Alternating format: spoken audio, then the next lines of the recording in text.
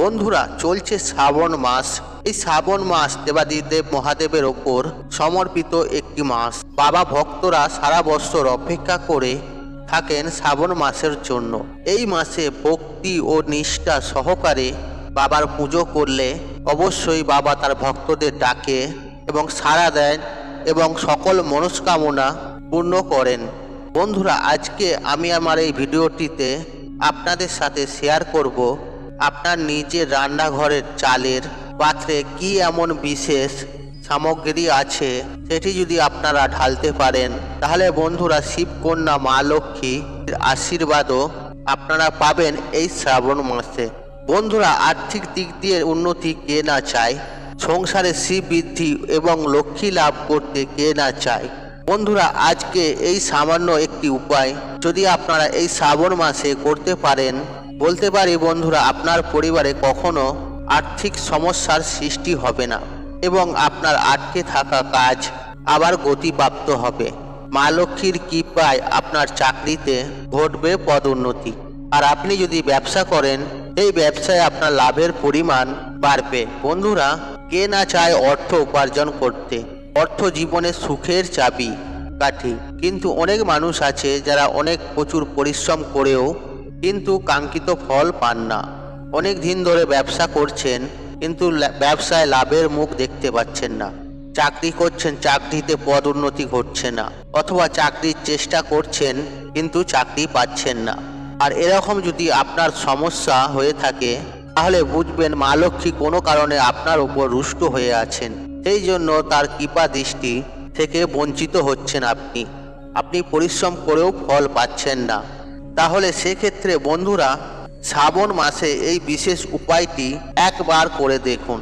আমি আপনাদের 100% গ্যারেন্টি দিচ্ছি, যদি এই উপায়টি সঠিকভাবে করতে পারেন, তাহলে মা লক্ষ্মী আপনার ওপরে অবশ্যই প্রসন্ন হবে।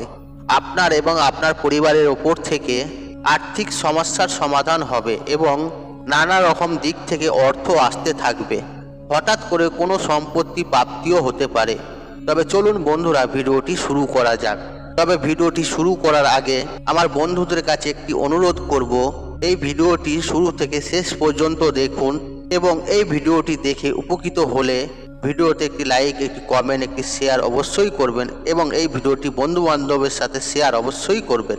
যদি বন্ধুরা আপনি যদি অলরেডি চ্যানেলটিকে সাবস্ক্রাইব করে ফেলেছেন, তাহলে আপনাকে অসংখ্য ধন্যবাদ।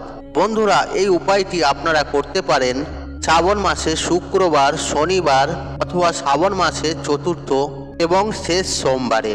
এছাড়াও মাসের যে মঙ্গল দিনগুলি হয়, যে দিনগুলি খুবই শুভ, যেমন কোনো মাসের পূর্ণিমা তিথি বা একাদশী তিথিতেও এই কাজগুলি করতে পারেন। এই বছর শ্রাবণ মাস হতো পুরুষোত্তম মাস, তাই শ্রাবণের প্রত্যেক কয়টি দিন এই মাসে অত্যন্ত শুভ। ভগবান শ্রীকৃষ্ণ এই মাসকে পুরুষোত্তম মাস হিসেবে গণ্য করেছে। পারমাসিক কাজকর্মের জন্য এই মাসটি অত্যন্ত শুভ। এই মাসে যে কোনো দিন আপনি করতে পারেন, অথবা শ্রাবণ মাসে চতুর্থ ও শেষ সোমবার আসতে চলেছে এবং শেষ সোমবার আপনারা এই উপায়টি করতে পারেন। শুক্রবার, শনিবার এবং সোমবার দিন এই উপায়টি আপনারা করতে পারেন। বন্ধুরা, হিন্দু ধর্মে পূজা অর্চনার সময় অক্ষত ও চালের বিশেষ ব্যবহার লক্ষ্য করা যায়। অক্ষত অর্থাৎ অখণ্ড চাল, ভাঙা চাল পুজোয় ব্যবহার করা একদমই উচিত নয়। অক্ষতের অর্থ হচ্ছে যার ক্ষতি হয়নি ও যার পুণ্য, তাই অক্ষত। পুজো অক্ষতের মতন পূর্ণ হোক এমন মনোভাবই থাকে পুজোয় চাল অর্পণ করার পিছনে। পুজোয় কোনো বাধা না আসার কামনায় লুকিয়ে থাকে এর মধ্যে। এই অখণ্ড চালই পুজোর গুরুত্বপূর্ণ সামগ্রী। যে কোনো পুজোয় এই অক্ষত ছাড়া পুজো অসম্পূর্ণ এবং আপনার জীবনে সঠিক সমস্যায় ঘিরে থাকা জ্যোতিষীর বর্ণিত অক্ষত চালের এই উপায়টি করে আপনারা এটি থেকে মুক্তি পেতে পারেন। বন্ধুরা, এই উপায়টি করতে আমাদের যে প্রথম সামগ্রী লাগবে সেটি হলো অক্ষত চাল এবং তার সাথে লাগবে হলুদ এবং একটি 16 আনা। কিভাবে এই তিনটি সামগ্রী ব্যবহার করবেন বলার আগে আমি সকল বন্ধুদের অনুরোধ করব, ভিডিওটি স্কিপ না করে দেখুন, কারণ ভিডিওটি স্কিপ করে দেখলে আপনারা সম্পূর্ণ তথ্য পাবেন না। জানেন তো বন্ধুরা, অল্প বিদ্যা ভয়ঙ্করী। তাই বন্ধুরা সম্পূর্ণ জ্ঞান নেওয়ার চেষ্টা করুন। ভিডিওটি স্কিপ করে দেখলে হয়তো কিছু কথা বাদ পড়ে যাবে এবং তাতে আপনারা সম্পূর্ণ উপকার পাবেন না। বন্ধুরা, এই উপায়টির জন্য আমাদের লাগবে কাঁচা হলুদ। আপনারা হলুদের গাঁটও নিতে পারেন। আপনারা যদি কাঁচা হলুদ প্রয়োগ করতে পারেন তাহলে আপনারা সর্বদা ফল পাবেন। কাঁচা হলুদের একটা কোয়া হলেও যথেষ্ট। সেই কাঁচা হলুদটি আপনারা সামান্য জলে ভিজিয়ে নিন, তাতে আপনারই সুবিধে হবে। স্নান সেরে শুদ্ধ বস্ত্র পরে ঠাকুর ঘরে চলে এসে 21টি অক্ষত নিয়ে নেবেন। যদি সম্ভব হয় একটি লাল রঙের সিল্কের কাপড় নিয়ে নেবেন, ছোট্ট সাইজের। ভালো করে বেছে বেছে 21টি অক্ষত আতক চাল তার মধ্যে নিয়ে নেবেন এবং যে হলুদটির কথা বললাম জলে ভিজিয়ে রাখবেন সেটিও ভালোভাবে বেটে নেবেন। বেটে নেওয়া যে হলুদটি সেটি চালের সাথে ভালোভাবে মাখিয়ে হলুদ চাল তৈরি করে নেবেন। 21 দানা হলুদ চাল লাল রঙের রেশমি কাপড়ে তার সঙ্গে একটি 16 আনা নিয়ে ঠাকুরের পুজো স্থানে রাখবেন। ঠাকুরের সিংহাসনে এবং মা লক্ষ্মীর পায়ের কাছেও রাখতে পারেন। আর ঠাকুর ঘর থাকলে আপনারা সেখানে অবশ্যই প্রথমে রাখবেন পুজোর আগে। তারপরে ভক্তি ভরে মা লক্ষ্মীর পুজো অর্চনা করবেন। যেহেতু শ্রাবণ মাস চলছে, এই শ্রাবণ মাসে হরগৌরীর পুজো করতেও ভুলবেন না। এই চালের পুঁটুলিটি কিন্তু ঠাকুরের সিংহাসনের ওপরেই রাখবেন যতক্ষণ আপনি পুজো করছেন। পুজো হয়ে যাওয়ার পরে কিছুক্ষণ সেই পুঁটুলিটি মায়ের পায়ের কাছে রেখে দিন। কিছুক্ষণ পরে আপনি যখন প্রসাদ তুলবেন তখন সেই পুঁটুলিটি মায়ের চরণের কাছ থেকে সরিয়ে নিন। তারপরে সেই পুঁটুলিটি নিয়ে চলে আসুন রান্নাঘরে এবং রান্নাঘরে নিজের চালের পাত্রের মধ্যে সেই পুঁটুলিটি রেখে দিন। সেই পুঁটুলিটি খুলে হলুদ রঙের চাল 1 টাকার কয়েনটি চালের জায়গায় আপনারা ঢেলেও দিতে পারেন। যদি আপনারা সেই চালের পুঁটুলিটি চালের জায়গায় রাখতেও পারেন। শাস্ত্র মতে পূজা অর্চনায় হলুদ চাল ব্যবহার করে শীঘ্র দেবী দেবতা তাদের আশীর্বাদ লাভ করা যায়। কোনো দেবী দেবতাকে আমন্ত্রণ জানানোর জন্য চাল হলুদ করা হয়। মনে করা হয় হলুদ রঙের চাল দিয়ে দেবী দেবতাদের আমন্ত্রণ জানালে তারা অবশ্যই সেই বাড়িতে পা রাখেন। আপনি যদি পার্সেও কয়েক দানা হলুদ রঙের চাল রাখেন তাহলে আপনার পার্সেও কখনো পয়সার অভাব হবে না, পয়সা কখনো শেষ হবে না।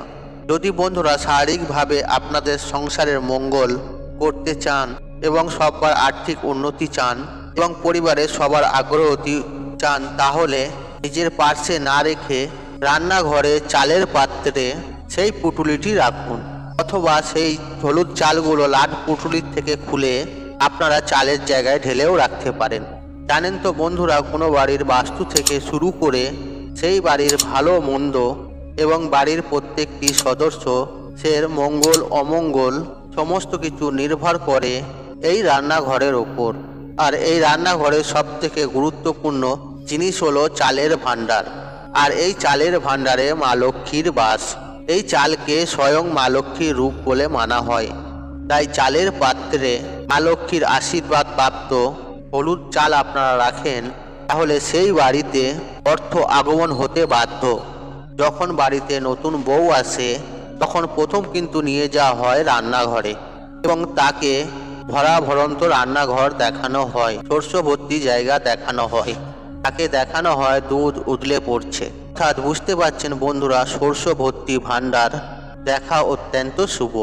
তাই বাড়ির চালের পাত্র কখনোই খালি না থাকে সেই বিষয়ে বাড়ির মহিলারা বিশেষভাবে খেয়াল রাখবেন। এই উপায়টি করার আগে কিছু শর্ত আছে, সেই শর্তগুলি মানতে হবে। আর যেদিন আপনারা এই উপায়টি করবেন সেদিন আপনারা ঘরে কোনো আমিষ জাতীয় খাবার গ্রহণ করবেন না এবং গৃহে নিয়ে আসবেন না। অর্থাৎ রান্নাঘরে কোনো আমিষ জাতীয় খাবার রান্না করবেন না। অর্থাৎ সেদিন বাড়ির সবাই নিরামিষ আহার গ্রহণ করবেন। সেদিন মা লক্ষ্মীর পূজা অর্চনা করবেন। আর আপনি যদি ঈশ্বরের একনিষ্ঠ ভক্ত হন তাহলে মনের ভক্তি শ্রদ্ধা রেখে তবেই করবেন। নাস্তিক ব্যক্তির ওপর এই উপায়টি কাজ করবে না। শুদ্ধ মনে, শুদ্ধ দেহে, শুদ্ধ বস্ত্র পরে এই উপায় বা ক্রিয়াটি করবেন বন্ধুরা। তাই আজকের মতন বিদায় নিলাম। আশা করি ভিডিওটি দেখে উপকৃত পেয়েছেন। তাহলে ভিডিওতে একটি লাইক করুন, একটি কমেন্ট করুন, একটি শেয়ার করুন এবং বন্ধু বান্ধব আত্মীয়জনদের সাথে শেয়ার অবশ্যই করুন। মনে রাখবেন, আপনার একটি শেয়ার অনেক মানুষকে উপকৃত করে তুলতে পারে। আর আপনি যদি আমার চ্যানেলে নতুন হয়ে থাকেন তাহলে চ্যানেলটি অবশ্যই সাবস্ক্রাইব করুন এবং পাশে থাকা নোটিফিকেশন অন রাখুন, কারণ এই রূপ নিত্য নতুন ভিডিও সবার আগে দেখার জন্য। ঈশ্বর আপনার মঙ্গল করুক, আপনি সুস্থ থাকুন, নিরোগ থাকুন, আপনার দিন মঙ্গলময় হোক। ওং নমঃ শিবায়, ওং নমঃ শিবায়।